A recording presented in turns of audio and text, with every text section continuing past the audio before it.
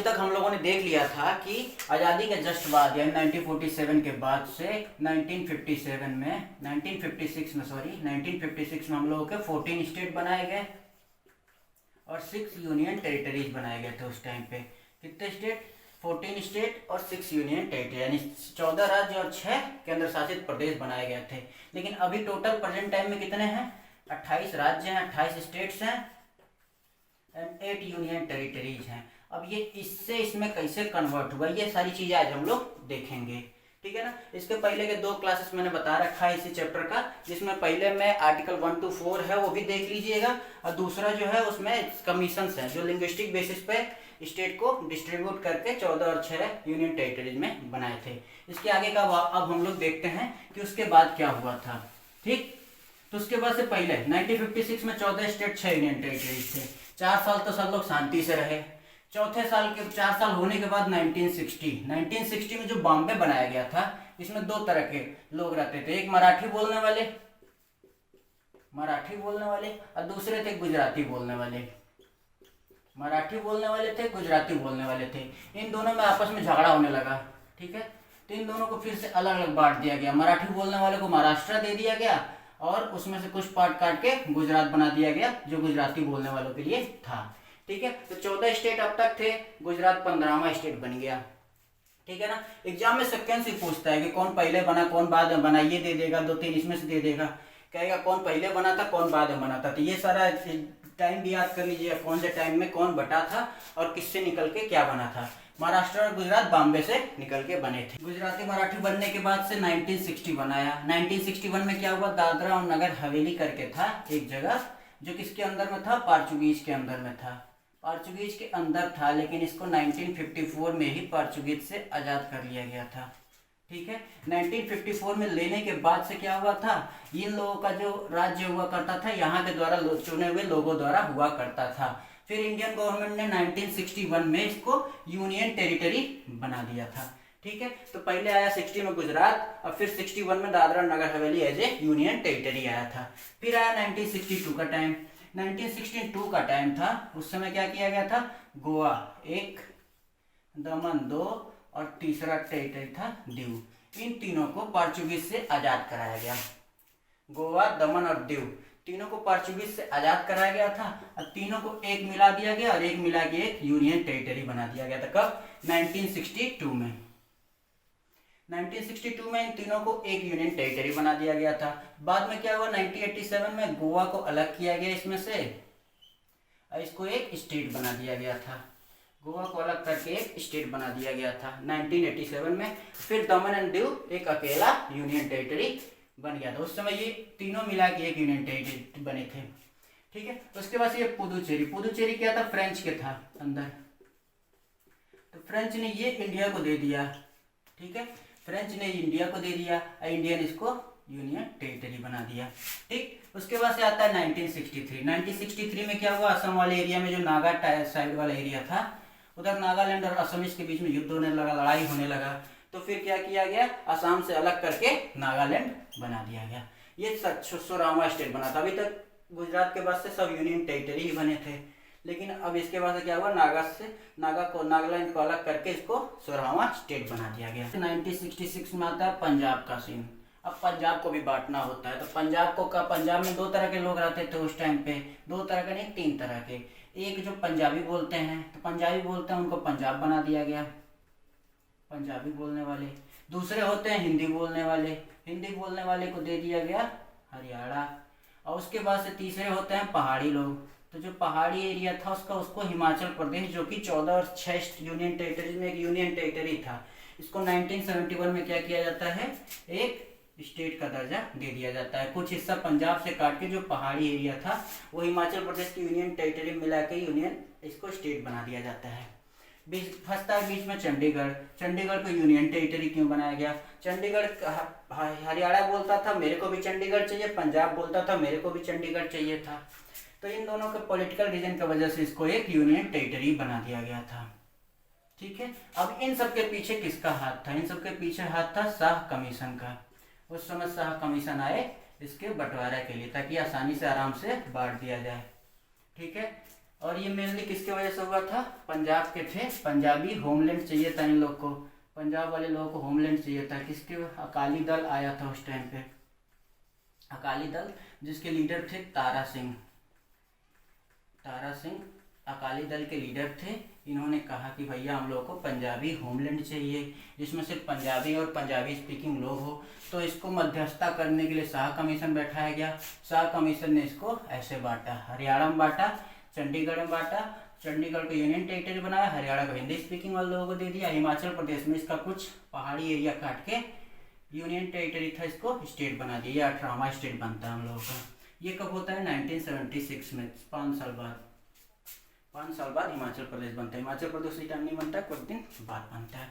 फिर आता है 1972 का टाइम, 1972। ये जो मणिपुर, त्रिपुरा और मेघालय देख रहे हैं, ये क्या था, पहले यूनियन टेरिटरी था। ये आसाम से निकाल के यूनियन टेरिटरी बनाया गया था।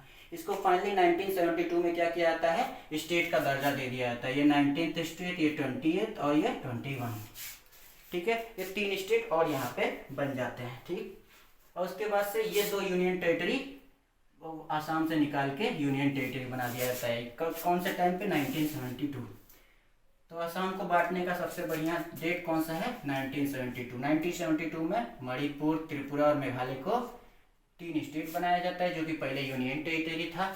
उसके बाद से मिजोरम और अरुणाचल प्रदेश को आसाम से काट के यूनियन टेरिटरी बना दिया जाता है, यानी केंद्र शासित प्रदेश बना दिया जाता है, ठीक। फिर आता है 1974। 1974 में क्या हुआ था, सिक्किम था, जो सिक्किम था उसके जो राजा थे वो खुद अपने आप पे राज करते थे। इसके पहले तक ये इंडिया के टाइम पे आज़ाद हो गया था ये भी, लेकिन इसके राजा कहते थे हम लोग खुद आज़ाद रहेंगे, लेकिन ये 1974 तक ही आज़ाद रह पाए। उसके बाद से खुद से उन्होंने आके इंडिया के अंदर विलय कर लिया और इंडिया के 22वें स्टेट बन गए, ठीक। ये सिक्किम के साथ केस था। फिर 1987 में क्या हुआ, ये जो 2 यूनियन टेरिटरी बने थे, मिजोरम और अरुणाचल प्रदेश, इन दोनों को भी स्टेट बना दिया गया, ठीक है। तो ये 23वां स्टेट बन गया और ये 24वां स्टेट बन गया। अब गोवा के बारे में मैंने आपको बताया था कि 1987 में आके ये भी स्टेट बन जाएगा, तो गोवा भी यहाँ पे स्टेट बन जाता है। ये थे अब तक के कुल सबसे कॉम्प्लिकेटेड स्टेट का रिऑर्गेनाइजेशन। ये याद हो जाएगा तो सब याद हो जाएगा। इसी से क्वेश्चन बनता है, मेनली ये नॉर्थ ईस्ट स्टेट को मिला के और हरियाणा और गुजरात को मिला के क्वेश्चन बना देते हैं सब बहुत अच्छा सा, ठीक है ना, कि कौन सा स्टेट पहले बना, असेंडिंग ऑर्डर में सेट करने के लिए, डिसेंडिंग ऑर्डर में सेट करने के लिए, ये सारी चीज़ें इससे पूछता है, ठीक है ना। इतना तक याद कर लीजिएगा, बहुत जरूरी है। इसके आगे का क्या सीन रहता है, 2000 में जब हम लोग जाते हैं, जब 2000 में जाते हैं, 2000 में जाएंगे तो वहाँ पे 3 स्टेट बनेगा। 2000 में 3 स्टेट बनेगा। यूपी से अलग होके एक स्टेट बनेगा उत्तराखंड या उत्तरांचल या उत्तराखंड, ठीक। उस समय उत्तरांचल नाम था, बाद में उत्तराखंड हो गया, ठीक। उसके बाद से दूसरा स्टेट है बिहार। बिहार से अलग होके एक बनेगा झारखंड,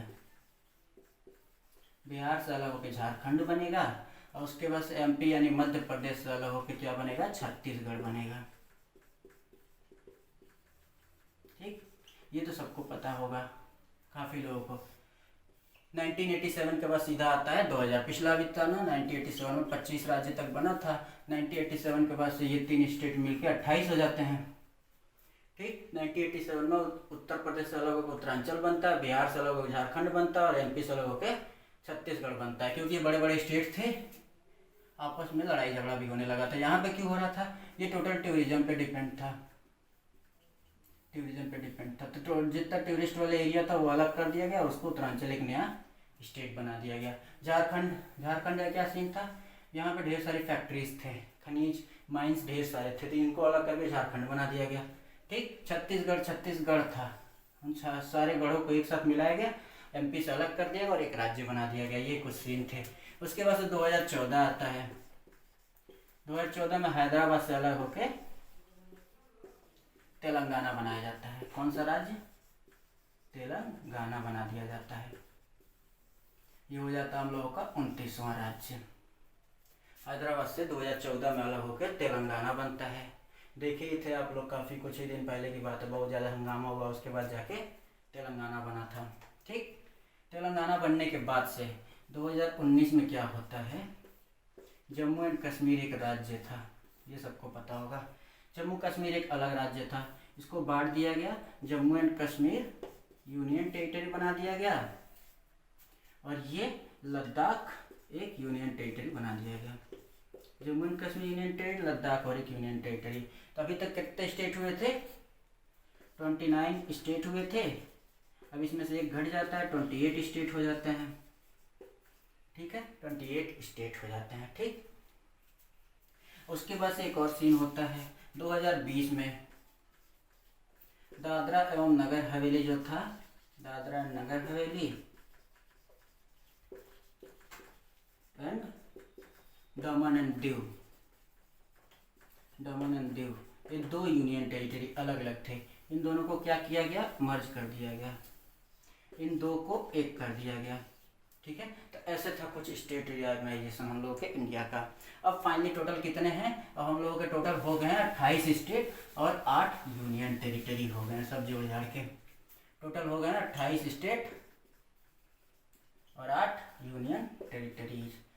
इस लेसन से हम लोग क्या करना है? इस लेसन से हमें याद करना है कि कौन से टाइम पे कौन सा स्टेट बना है, कौन सबसे पहले बना है, कौन बाद में बना है। 14 और 6 जो पहले जो स्टेट रिऑर्गेनाइजेशन एक्ट आया था, स्टेट रिऑर्गेनाइजेशन एक्ट 1956 वाला,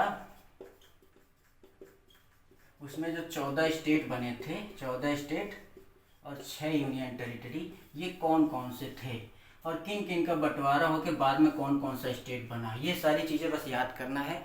किस टाइम पे हुआ, डेट भी याद करना है। असेंडिंग आर्डर में, डिसेंडिंग आर्डर में बहुत बारी क्वेश्चन पूछता है, इवन यूपीएससी तक में हमेशा ये सारे क्वेश्चन पूछता रहता है। तो आप लोग एक बार अच्छे से देख लीजिएगा, याद कर लीजिएगा। बस आज के लिए इतना ही। अब इसके बाद से पॉलिटी का जो अगला चैप्टर है, सिटीजनशिप का काफ़ी हम लोगों ने पढ़ लिया है, नारायण पीआईयू और सीआई पढ़ लिया है, उसमें सिटीजनशिप का कुछ बचा होगा तो वो पढ़ लेंगे। फिर उसके बाद से हम लोग पढ़ेंगे फंडामेंटल राइट्स। ठीक है, फंडामेंटल राइट्स के पहले जितने भी चैप्टर है सब हम लोगों ने पढ़ लिया है। एक बार जाइए और पूरा अच्छे से रिवाइज कर लीजिएगा। सारा लिंक मैं इसमें डाल दूंगा। बाकी धन्यवाद। और ये मेरा चैनल है गोलू ट्यूटर, इसको सभी लोग सब्सक्राइब कर लीजिएगा और बेल आइकन बजा दीजिएगा ताकि सारे के सारे नोटिफिकेशन आपको मिलते रहें। धन्यवाद।